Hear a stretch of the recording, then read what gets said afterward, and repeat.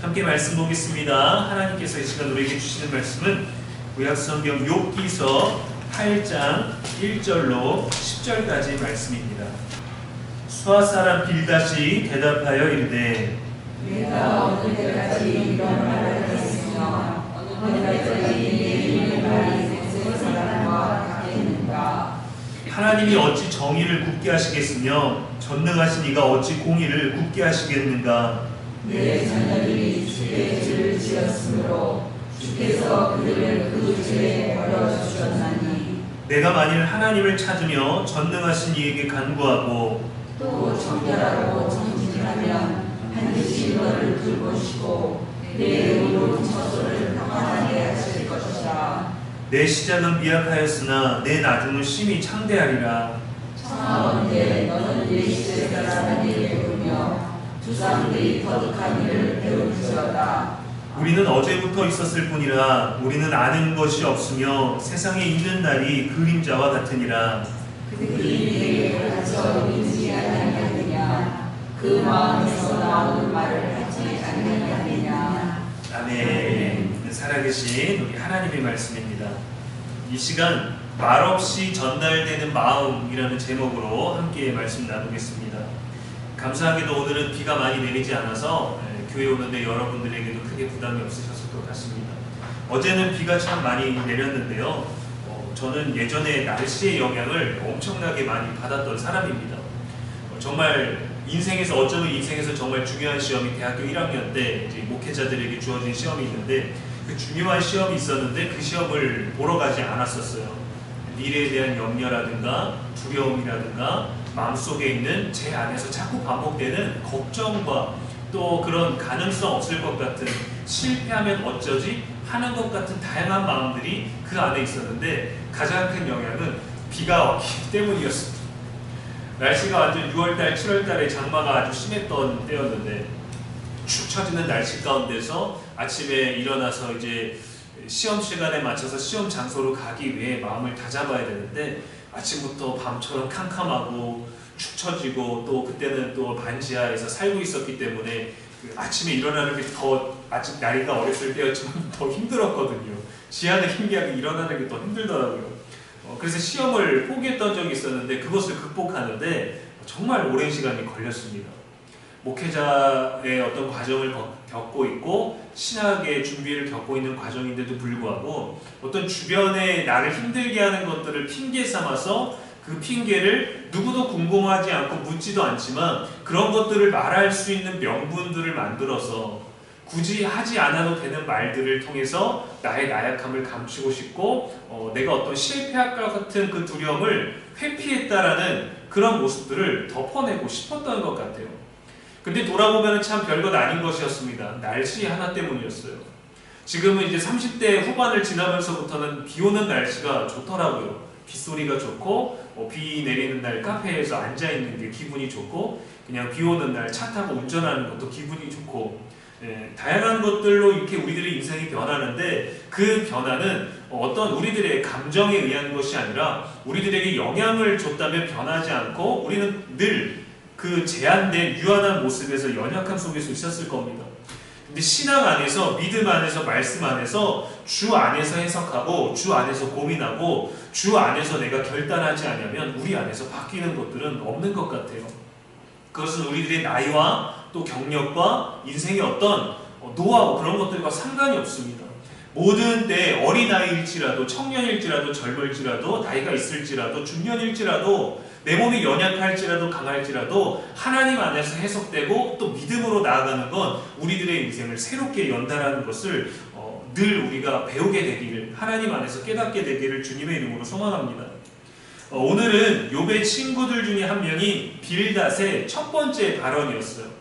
욥이 자신의 생일을 저주했고 엘리바스가 이제 그를 판단하는 언어로 얘기를 했고, 그 다음에 욥이 그것에 대해서 또 대답을 했고 거친 말이 나오기 시작했습니다. 그리고 나서 오늘 8장을 통해서 빌닷이 얘기를 했어요. 빌닷은 아브라함의 직계 후손이기도 합니다. 아브라함에게 있었던 이제 처 중에서 그 중에서 이제 직계 자손인데, 얼마나 믿음의 자부심이 있겠어요. 내가 믿음의 조상 아브라함의 혈통이다. 근데 그의 이름의 뜻은 두 가지가 있는데 너무도 다른 뜻입니다. 하나는 빌다, 여기에서 이제 빌이 이제 벨로부터 나오는 단어인데, 벨, 주인이 사랑했다. 벨이 이제 주인이라는 뜻이거든요. 주인이 사랑했다라는 뜻과 논쟁의 아들이라는 뜻이 있어요. 논쟁의 아들. 참 이름도 부모가 참 짓궂게 지었던 거죠. 논쟁의 아들. 두 번째 뜻을 생각해 보니까 벌써 조짐이 좋지 않습니다. 미국의 작가이며 또 대학 교수였던 데일 카네기라는 사람의 인간관계론이라는 책이 있어요. 거의 인생 도서라고 이제 전 세계적으로 추천을 많이 받는 도서인데, 이 책에 보면 세 번째 파트에 좋은 관계를 만드는 대화라는 주제가 있습니다. 좋은 관계를 만드는 대화. 근데 그 주제를 시작하면서 첫 번째 소주제가 뭐냐면 논쟁은 피한다라는 제목이에요. 논쟁은 피한다. 근데 빌닷의 이름의 뜻은 논쟁의 아들입니다. 제목대로라면 논쟁의 아들인 빌닷을 피해야 됩니다. 이 얘기가 뭐냐면 상대방이 옳지 않은 것을 증명하려는 것에 애쓰는 의미 없는 대화에 대한 지적이에요. 나는 옳고 네가 틀렸다라는 어떤 기싸움, 그런 논쟁으로 주고받는 대화들이 이어진다는 거죠. 우리가 42장, 43장에 이르기까지 욥에 많은 내용들이 있는데, 그 중에서 지금 한 4분의 1도 안 하는데도 불구하고 욥과 친구들이 번갈아 가면서 논쟁의 대화들을 주고받고 있습니다. 나는 틀린 게 없다. 네가 틀렸다. 그래서 벌을 받고 있는 거야. 엘리바스의 발언과는 조금 다릅니다. 엘리바스는 그냥 판단을 했어요. 정죄를 했어요. 네가 틀렸어. 그래서 네가 벌 받는 거야.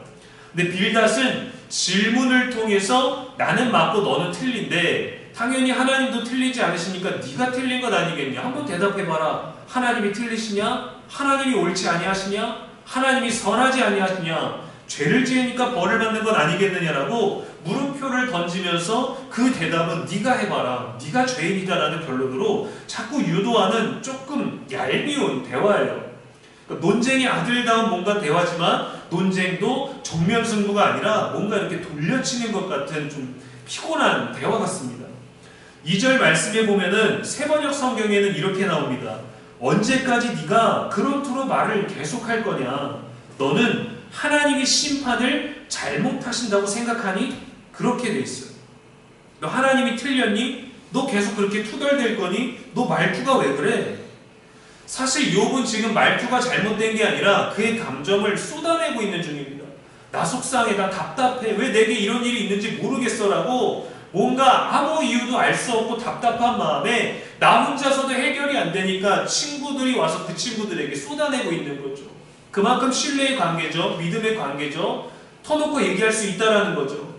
그렇게 나의 감정, 나의 한탄, 나의 탄식, 나의 슬픔, 나의 아픔, 나의 상실과 하나님을 믿었는데 이 하나님이 나한테 이러실 수가 없는데, 내가 믿어왔던 하나님은 이런 게 아닌데, 그 말을 꺼내고 있는 게, 그러게 우리는 하나님을 알 수 없지라고 하는 게 아니라, 야 그럼 하나님이 잘못하셨겠냐?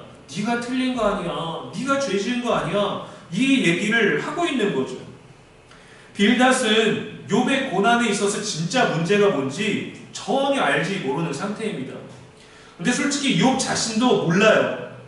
그래서 우리는 고난당하는 자들과 함께 있을 때, 고난당한 자를 위로할 때 우리의 태도를 정말 조심해야 됩니다.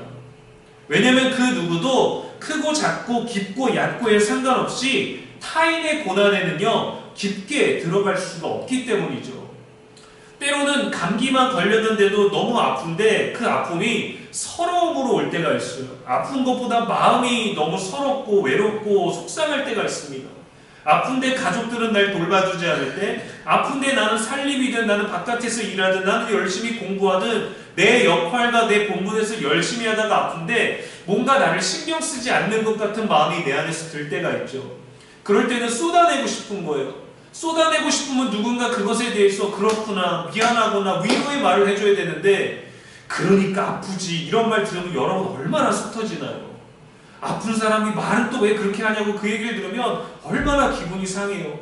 나를 있는 그대로 받아주고 나를 그대로 있는 그대로 이해해주고 들어주길 바라는데, 그것조차도 지적하고 그것조차도 이해하는 것처럼, 다 아는 것처럼, 다 아파본 것처럼, 내 서운함을 다 알고 있는 것처럼 뭔가 얘기를 한다면 더욱더 속상해지는 것이죠. 사람은 때로 나의 관점, 나의 경험이 옳을 것이라는 생각을 하는데 정말 위험합니다. 그런데도 자꾸 무언가를 말하려고 해요. 말하고 싶어 해요. 해줘야 할 것 같은 생각도 들고 뭔가를 발언을 해야만 될 것 같은 의무감이 들 때도 있습니다. 그것이 최선이라고 생각하는데 무언가 많이 신경 쓰고 있다라는 건요, 알려주는 게 아니라 정말 신경 쓰는 건 말 없이 마음을 전하는 겁니다. 행동으로 움직여주는 거예요. 실제로 뭔가 할 수 있는 방법으로 위로하는 겁니다. 그러면 그에 합당한 언어가 나오게 돼 있거든요. 근데 그거를 이해하지 못하면 행동도 나오지 못하고 말도 나오지 못하고 너무 불필요하게 너무 객관적으로 너무 이성적이고 합리적이고 실질적인 접근만 하다 보니까 사람의 상황을 분석하게 되는 것이지 사람의 마음을 헤아리지 못할 때가 있습니다. 헤아려주지 못하는 사람은 몰라요. 헤아림 받지 못하는 사람이 상처를 받게 되는 거죠. 만약에 여러분 하나님께서 우리가 죄를 지을 때마다 벌을 주셨다면 인류는 아마 이미 존재하지 못했을 겁니다. 근데 때론 이런 은혜가 있음에도 불구하고 사람은 뭔가 내가 마땅히 할 말이 있다라고 할 때 마땅히 지적하는 것을 옳다라고 생각하지만 기다려주기도 하고 참아주기도 하고 또 말을 아끼기도 하고 다른 방도로 우리가 더 지혜롭게 멈춰설 수도 있어야 되는 것입니다. 하나님이 사랑하시기 때문에 무언가 잘못되었고 부족하지만 기다리시는 거예요. 사랑하시기 때문에 기회를 주시는 겁니다. 우리가 올바른 선택을 할 수 있는 기회, 우리가 올바른 것들을 행할 수 있는 기회, 우리가 올바른 선택을 위해서 절제하고 잠잠히 할 수 있는 기회. 빌닷은 욥이 왜 이렇게 많은 탄식의 언어를 계속해서 내뱉는지 헤아리거나 이유를 찾으려는 노력을 전혀 하지 않았어요. 욥은 지금 친구들에게 자문을 구하고 있는 게 아닙니다. 어떻게 해야 될지 묻는 게 아니에요. 아무것도 할 수 없기 때문에 한탄의 언어로 자신의 상황을 터뜨리고 있습니다. 이때 위로할 수 있는 사람이 할 수 있는 가장 좋은 방법은 가만히 그 곁에서 벗이 되어주는 거예요. 그 곁을 지키는 겁니다. 만약 맨 처음에 등장했을 때처럼 욥의 친구들이 7일 밤낮을 그의 고통을 보니까 아무 말도 하지 못했더라처럼 그렇게 가만히 있었더라면 같이 머리를 뜯고 같이 겉옷을 또 죄를 뒤집어 쓰고 그의 아픔에 그의 현실에 같이 동참해줬다면 욥이 그렇게 거친 말은 하지 않았겠죠. 욥의 상황을 이해할 수는 없었지만 이해하지 못한 채로 잠잠하게 그의 곁에 있었다면 오히려 큰 도움이 되지 않았을까요? 욥기 후반에 가서 하나님께 책망받지도 않았을 것입니다. 오히려 하나님께 칭찬받았겠지만 아무도 그렇게 하지 않았어요. 돌아가면서 욥을 공략했습니다. 욥을 공격했습니다. 지적하고 판단하고 긁어내고. 빌닷의 오늘 발언을 잘 들어보면 굳이 하지 않아도 되는 일들이 많아요. 그런 말들을 합니다. 이러한 경우는요, 상대를 위한 발언이 아니라 내가 하고 싶은 말을 할 때입니다. 본인을 위한 발언이죠. 나는 이 말을 하고 싶다. 이 말은 해야 되겠다. 이것은 말해야 되지 않을까. 그저 말이 하고 싶었던 거죠. 근데 그 말을 옳다라고 생각하기 때문에 던지는 것입니다. 내가 생각하기에는 옳지만 이 말을 듣는 사람 입장에서는 지금 그 말은 필요 없어. 내가 원하는 말이 아니고 그 말은 나에게 더욱더 두 번 죽이는 거야. 그러다가 이런 말들이 정말 상대방에게 잘못됐다는 걸 느꼈을 때 번복할 수가 없기 때문에 또 다른 말들을 이어갈 수밖에 없는 것이죠. 자신이 예상치 못하고 답을 주지 못하는 아는 상황이 오면 딴청을 하고 회피하려고 합니다. 그렇지만 뭐 어쩔 거야. 어쩌겠어. 우리가 뭘 할 수 있겠어. 넌 뭘 할 수 있니? 결국에는 나도 회피하고 내가 지적해서 답을 주는 것도 아니었고 그저 그 문제를 부풀려서 당신이 느끼고 있는 그 아픔만 키웠을 뿐이죠. 그 어떤 책임도 어떤 도움도 주지 못합니다. 차라리 그렇구나. 그랬구나. 힘들었구나. 고생이구나. 너무도 아팠겠구나 라고 욥의 어떤 말이든 공감만이라도 해줬다면 욥의 언어가 더 거칠어지지 않았을까. 그런데 빌닷은요, 선을 완전히 넘었어요. 하나님을 들먹이고 너의 잘못된 걸 들먹이다가 어떤 말까지 들먹였냐면 4절 말씀에 보면요, 제가 세 번역으로 읽어드리겠습니다. 너의 자식들이 주님께 죄를 지으면 주님께서 그들을 벌하시는 것은 당연한 일이 아니냐. 정말 너무 잔인한 말이죠. 이거는 여러분 사탄도 울고 갈 말입니다. 이건 사탄도 야 나도 저 정도는 아니다 할 정도의 심각한 말이에요. 욥에게는 직접적으로 뭐라 할 말이 없는 거죠. 빌닷도 알고 있는 게 없는 거예요. 근데 지금 네가 막말을 하고 네가 하나님에 대해서 죄가 없다라고 말하는데 그거에 대해서 자꾸 말하고 싶으니까 어떤 말을 던졌나요? 아는 것도 없고 이해도 못하니까 말을 던졌어요. 자식들 다 죽었잖아요. 근데 그 죽은 자식들에 대해서 야 자식들이 죄를 져서 죽은 거 아니겠냐? 그래서 당연히 벌 받은 거야. 그 얘기를 하고 있는 거예요. 근데 앞뒤가 안 맞잖아요. 욥이 지금 죄를 져서 하나님께 심판을 받고 있는 거라면 욥도 죽었어야죠. 자녀들은 벌 받아서 죽었다면 욥도 죽어야 마땅한데 너는 지금 그 죄를 인정하지 못하는구나 라고 말하고 있는 겁니다. 야, 네 자식들이 왜 죽었겠니? 죄를 지었으니까 죽은 거야. 왜? 하나님은 죄인을 벌하시니까. 지금 벌어진 일밖에 모르고 함부로 말을 내뱉고 있는 겁니다. 여러분 누군가의 가족 장례가 있었다라고 한다면 그게 연세 많으신 어른일지라도 자연사로 됐을지라도 우리는 뭐라 위로해 줄 말이 없을 만큼 숙연해지게 됩니다. 그러나 질병이나 사고 더구나 자녀의 죽음이라면 위로하는 사람이 더 마음이 어려워지는 것이죠. 예전 사역지에서 교회와 목회자 가정을 정말 열심히 섬기셨던 장로님이 계셨습니다. 지방이 출장을 가시더라도 새벽 예배를 위해서 새벽이든 밤이든 올라오셨어요. 그런데 그분에게 자녀가 3명이 있었는데 20대 아들이 교통사고로 죽게 되었습니다. 교회를 섬기고 신앙을 지키고 인격적으로도 정말 좋으신 분이셨는데 그런 분에게 자식의 죽음이 온 거예요. 장례식 내내 사역자들 모두가 또 장례식에 찾아온 교인들 모두가 무슨 말을 해야 될지 몰랐습니다. 너무도 어려웠어요. 그 어떤 위로도 할 수가 없었습니다. 근데 그 장로님 내외분께서 장례 처음부터 끝까지 내내 말씀이 없으셨어요. 우리를 더욱더 어렵고 슬프고 아프게 하는 건 심지어 장례식 내내 눈물도 없으셨다라는 겁니다. 다들 너무 많은 걱정을 했습니다. 차라리 펑펑 우셨으면 좋겠다고, 차라리 주저앉아서 하나님을 원망하고 그랬으면 차라리 우리가 더 위로할 수 있겠다고, 가서 손이라도 잡아드릴 수 있겠다고. 근데 위로하러 온 우리보다 더욱더 조문객보다 더욱더 당사자가 아무 표정도 없이 말도 없이 눈물도 없이 계시니까 너무도 어려운 거예요. 근데 여러분 우리가 이 상황에서 빌닷이 욥에게 말한 것처럼 장로님 아드님은요 죄를 지어서 심판받았습니다 라고 말한다면 여러분 이거는 상식적으로 할 수 없는 말입니다. 사탄도 하지 않을 말이에요. 사탄도 울고 갈 만한 표현입니다.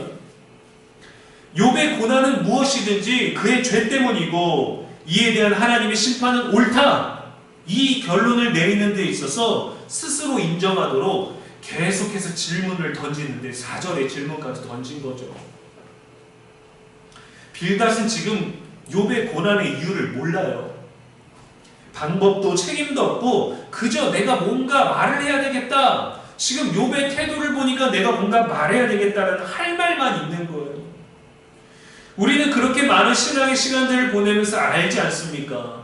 이럴 때는 기도하겠습니다, 하나님이 위로해 주시길 기도하겠습니다, 가장 책임있고 가장 무책임하면서도 가장 믿음의 말로 우리가 할 수 있는 말들인데 자꾸 원인을 찾으려고 하면 안 돼요. 왜 그럴까요? 왜 그러셨을까? 왜 이런 고난을 주셨을까요? 자꾸 질문을 던져서 뭔가 말하게 하면 안 됩니다. 그냥 그 아픔 그대로 우리는 이해해줘야 되는 거예요. 아무 말 안 해도 되는데 뭔가를 말하고 싶은 자신의 욕구 때문이죠. 스스로의 생각 때문이죠. 그래서 대화가 깊어질수록 방향성을 잡아야 되는데 자기도 모르니까, 빌닷이 시작한 대화의 초점도 모르고 어떻게 끝내야 되는지를 모르니까 어려운 상황이 되면 그제서야 입을 닫죠. 그제서야 좋은 말로 얼버무리려고 하죠. 더는 할 말이 없거든요. 자신의 말조차도 책임지지 못하거든요. 그런데도 듣기에 좋은 말은 합니다. 7절 말씀이 딱 그래요. 내 시작은 미약하였으나 내 나중은 심히 창대하리라. 여러분 정말 많은 기독교인들이 좋아하는 구절입니다. 기독교인들 외에도 믿음이 없는 사람들도 좋아하는 말이에요. 내 시작은 미약했으나 내 나중은 심히 창대하리라. 특히 사업장이나 가게에 많이 걸려있죠. 우리 가게를 복 주십시오. 우리 사업장을 복 주십시오. 우리 가정을 복 주십시오. 그런데 여러분, 이 아름다운 너무 좋은 이 축복의 말이 나온 배경이 현재 이유 없는 고난을 당하고 있는 욥의 상태를 보고 너 지금 심각한 죄로 벌받고 있는 거야. 너 그러니까 너 분명히 죄가 있어서 벌받는 거니까 니네 자식들도 죄인이기 때문에 벌받고 죽은 거니까 너 지금 회개하면 복을 받게 될 거야. 욥은 죄인이다 라는 선입견을 전제로 나온 말입니다. 우리는 이 말씀 딱 했을 때, 야 그래, 우리는 지금 시작은 도전하는 건, 내가 지금은 아무것도 아니지만 내가 더욱더 나이 들고 내가 조금 더 열심히 하면은 성공할 수 있을 거야. 하나님이 창대하게 해주신데 나도 하나님 믿어볼까? 근데 이 말은요, 정말 우리가 어떤 다짐과 기대와 미래적 소망을 가진 상황에서 나온 대화가 아니라 인간을 선입견을 가지고 정죄하는 곳에서 나온 단어예요. 여러분, 아브라함의 시작은 미약했습니다. 하나님이 그를 부르셨을 때도, 가나안 땅에 하나님이 약속하신 땅에 갔을 때도 그는 두려워했고 아내를 누이라고 속였고 하나님의 이름을 감히 말하지도 못했고 100세가 되어서도 그는 대단하지 않았습니다. 여전히 자식이 없었어요. 하나님의 약속이 이루어지지 않았어요. 그러나 하나님은 그의 번성을 약속하셨고 그가 믿음을 지켰을 때 그대로 되었습니다. 하늘의 별과 바다의 모래처럼 그의 후손이 많아졌죠. 요셉 때에 야곱의 자손도 70명만이 애굽으로 올라왔습니다. 그런데 출애굽할 때는요 200만 명이 되었어요. 교회의 시작은 예수님의 제자 12명이었지만 지금은 헤아릴 수 없을 만큼 많은 교회와 성도들이 있고 그 중에 우리도 일부입니다. 우리가 창대하면 열매이기도 하죠. 이런 것들이 미학과 창대죠. 정말 좋은 축복의 말이긴 한데 지금 욥의 처지를 보고 해줄 말은 아닌 거예요. 그리고 욥은 고난 전에 이미 창대한 사람이었습니다. 하나님이 자부할 수 있는 사람이었어요. 하나님이 사탄에게 꺼내놓을 수 있는 아주 스페셜 카드와 같은 것이었습니다. 욥의 고난의 문제를 분석하려는 친구들이 제일 문제예요. 굳이 말하지 않아도 될 때가 있죠.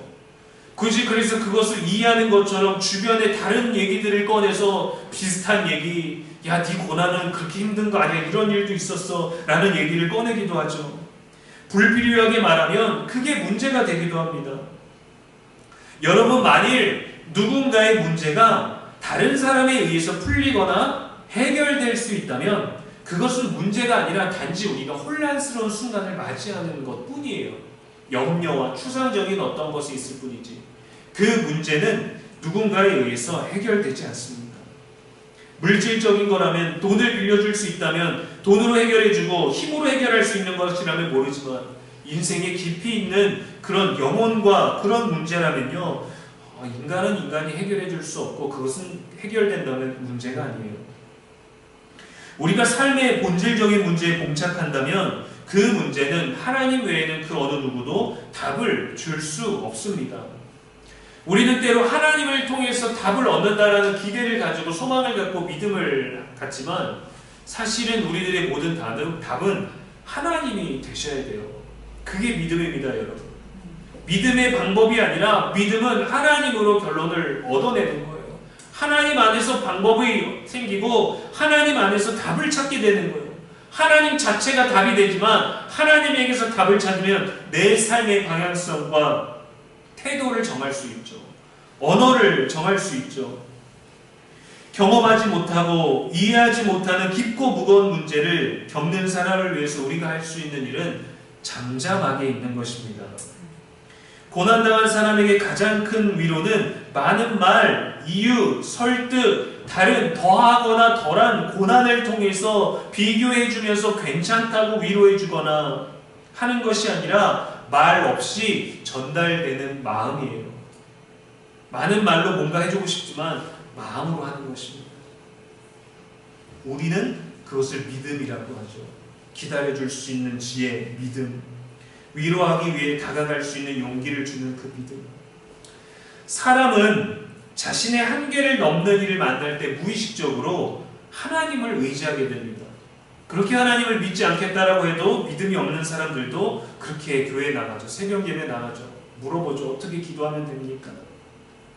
한계가 왔기 때문입니다. 그렇게 기도하게 됩니다. 약해서가 아니라 한계를 느껴서예요.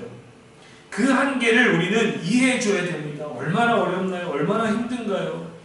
같은 속성의 인간이기 때문이죠.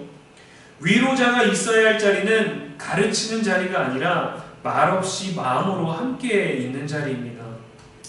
고난은요, 우리가 곁에 있다고 딱 반으로 나눌 수 없어요. 내가 요만큼만 가져갈게 하고 딱 뗄 수도 없어요. 줄였다가 늘렸다가 할 수도 없습니다. 전가할 수도 없고요. 축소시킬 수도 없고요. 고난당한 자의 문제를 하나님께 아뢰는 중보의 자리입니다. 우리가 할 수 있는 가장 아름다운 위로는 그것이죠. 가장 아무것도 안 하는 것 같은 무책임 속에 있지만 그건 무책임이 아니라 하나님께 맡기는 거예요. 그게 믿음이에요. 자꾸 인간적인 방법으로 인간을 위로하려고 하지 말고 나도 할 수 없는 위로자가 할 수 없는 그 한계를 맞이했을 때 하나님께 맡기고 하나님을 제시해 주는 겁니다. 주님께서 하시기를 내가 주님께 당신을 위해서 기도하겠습니다.